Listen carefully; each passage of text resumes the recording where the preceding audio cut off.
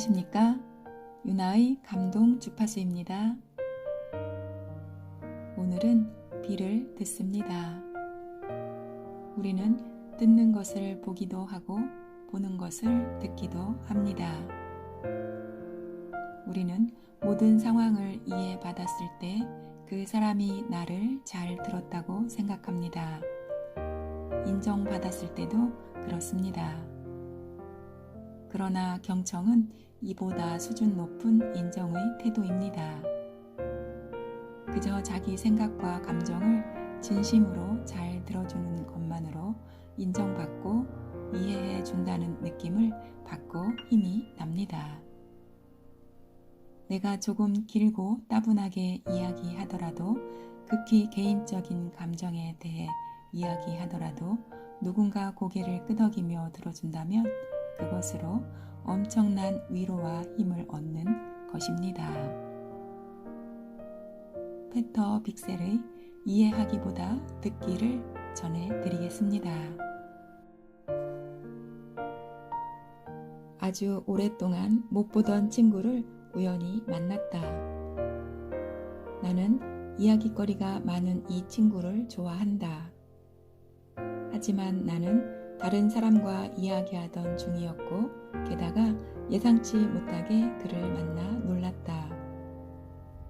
나는 우리가 자주 만나던 시절을 떠올렸고, 그는 이야기하고 또 이야기했다. 나는 그가 이야기하는 내용의 일부분만을 이해했다. 그가 불쑥 이런 말을 했다. 자네는 아직도 다른 사람의 말에 귀를 기울일 수 있는 사람들 가운데 한 명이군. 그의 진지한 말에 부끄러워서 나는 아무런 대답도 하지 않았다. 막스 프리시의 설문지에 있는 질문 하나가 떠오른다. 죽은 사람을 생각할 때 그 사람이 당신에게 말하기를 원합니까? 아니면 당신이 그에게 뭔가 말하고 싶습니까? 단순한 질문이지만 그에 대한 내 대답은 나 스스로도 놀랍다. 예, 내가 그 사람에게 아주 많은 이야기를 하고 싶습니다. 그동안 무슨 일이 일어났는지 말이지요. 말을 할 때면 나는 온전히 그곳에 존재한다. 내 건너편에 앉은 상대방도 오로지 나만을 위해 존재한다. 술집에서 엄청나게 취한 사람은 이야기하고 또 이야기한다. 이야기하는 동안만큼은 그는 아직 존재한다. 그는 대답을 원하는 게 아니다. 술에 취해 이제 남의 말에 귀를 기울일 수 없으므로. 몇 년 전 어느 방학 캠프에서 지적 장애인들을 위해 낭독을 해달라는 의뢰를 받은 적이 있다. 거절하지 못했지만 그런 일이 가능하리라고는 생각하지 않았다. 나는 내가 쓴 글들을 세밀하게 읽으며 가장 간결한 이야기를 찾아 이를 다시 단순하게 다듬고는 낭독 계획까지 평소에는 거의 하지 않는 일이다. 세웠다. 그러나 막상 그곳에서 낭독을 할 때는 그 계획을 포기하고 아마 문학적 소양이 있는 청중 앞에서 읽었을 것과 똑같은 내용을 낭독했다.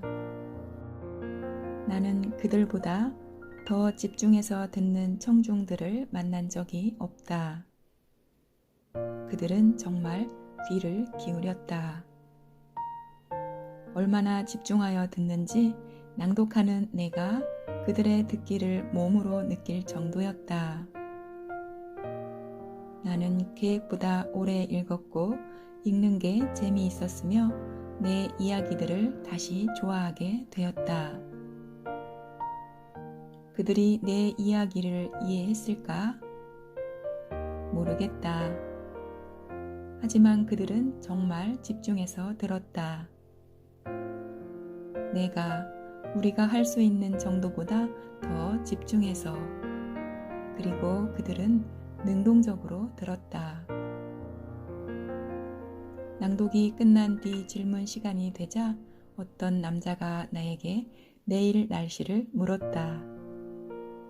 그는 나를 라디오 방송국 직원이라고, 그리고 라디오는 날씨에 대해 안다고 생각한 것이다. 하지만 내 글에 대해 묻는 사람들도 있었다.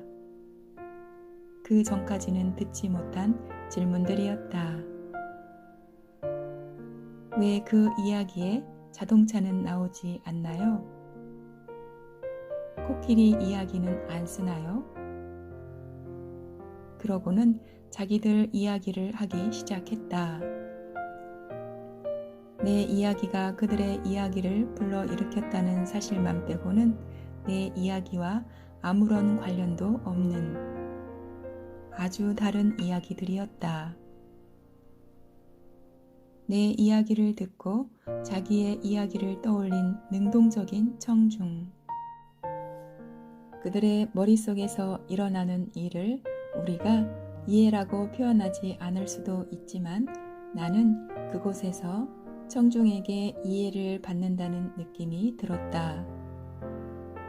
어쩌면 듣기란 이해하기보다 훨씬 단계가 높은 것인지도 모른다. 우리는 결국 대단찮은 청중일 것이다. 언제나 성급하게 이해하려고 하니까. 이해하지 못한다는 사실을 인정해야만 우리는 진정으로 들을 수 있다. 12살 때 나는 올텐 시립 도서관에 처음 갔다. 친구들은 그곳에서 칼 마이, 인디언 소설을 많이 쓴 독일 대중 작가의 작품을 빌렸다. 나도 그럴 생각이었지만 창구 앞에 서자 내 속에 있던 속물 근성이 승리했다.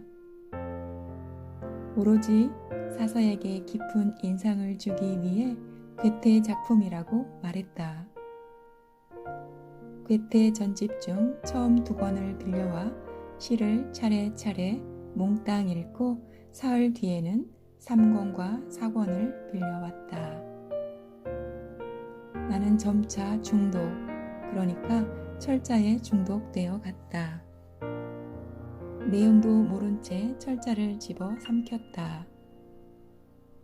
괴테와 슈티프터, 에브너 에셴바흐를 그냥 들었다.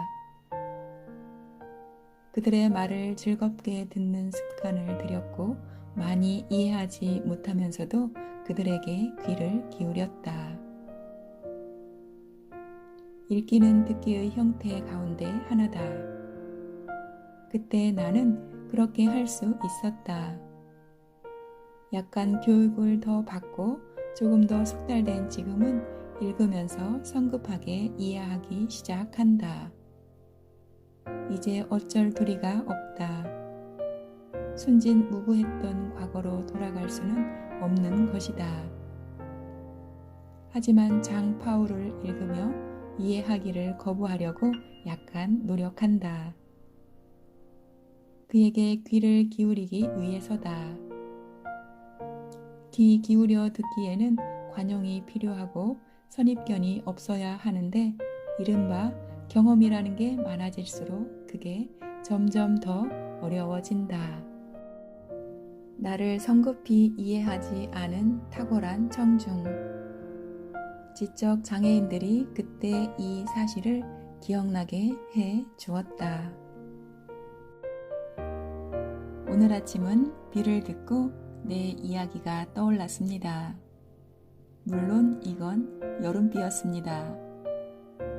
우리 가족이 지리산을 갔었고 천왕봉에 오르고 내려오다 아들과 비를 피해 바위 틈에서 비가 그치길 기다리던 때 추웠지만 초록의 지리산에 구름이 얹어 있고 비가 내리는 모습은 너무 아름다웠습니다. 지금 그때를 보면서 오늘 내리는 비를 듣습니다. 오늘은 봄비를 들으면서 소중한 비의 이야기를 보셨으면 좋겠습니다. 오늘도 유나의 감동 주파수였습니다. 감사합니다. 감사합니다. 감사합니다.